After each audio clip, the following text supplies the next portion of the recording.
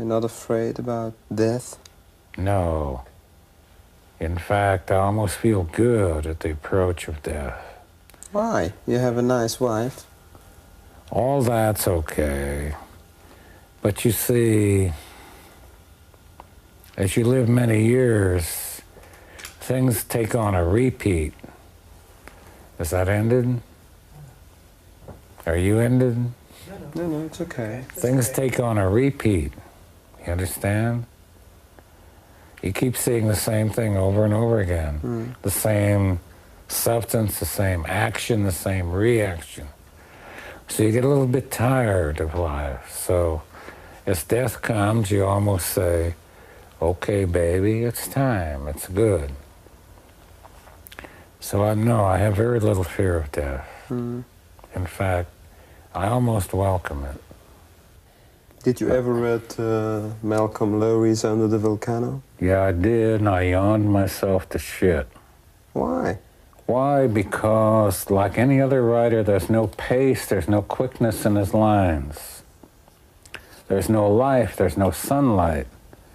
When you write, your words must go like this. Bim, bim, bim, bim, bim, bim, bim, bim, bim, bim, bim, bim. Each line must be full of a delicious little juice, flavor. They must be full of power. They must make you like to turn a page. Bim, bim, bim. What these guys do, they say, well, in blah, blah, blah, da, da, da, there was a porch chair. The flies were walking around. You see, they're too leisurely. They're setting up the scene for the grand emotion, and when they get to the grand emotion, there isn't any.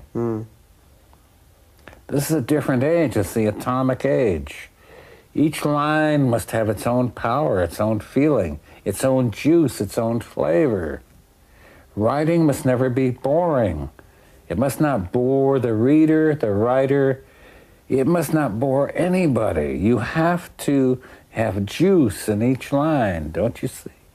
You don't believe me, but I'm trying to tell you. I get so... Writers put me to sleep. They always did. They always will. Each line must be an entity unto itself. But must carry its own, like a voltage juice. You can't say, Mrs. McGillicuddy was sitting in her chair. It was 3:30 p.m. on a southern morning in Georgia. Mr. McGillicuddy was... This is all, it's already dead, you see. You must say, the thing. But he died from alcohol. You're not afraid of... Oh, you think of Faulkner? No. He was one of the worst practitioners. Yeah, of course, but now I'm talking about Lowry. He died from alcohol. You're not afraid Lowry. of... Oh, yeah. Well, it's nice to die of alcoholism. It's very glorious. But if you write dull shit, it doesn't do any good what you die from. You see? Alcohol is not a great thing. Because you die from alcohol doesn't mean you're any good. You got to leave some words behind. He died swallowing his own vomit. Great. Now, he's not even a professional drunk.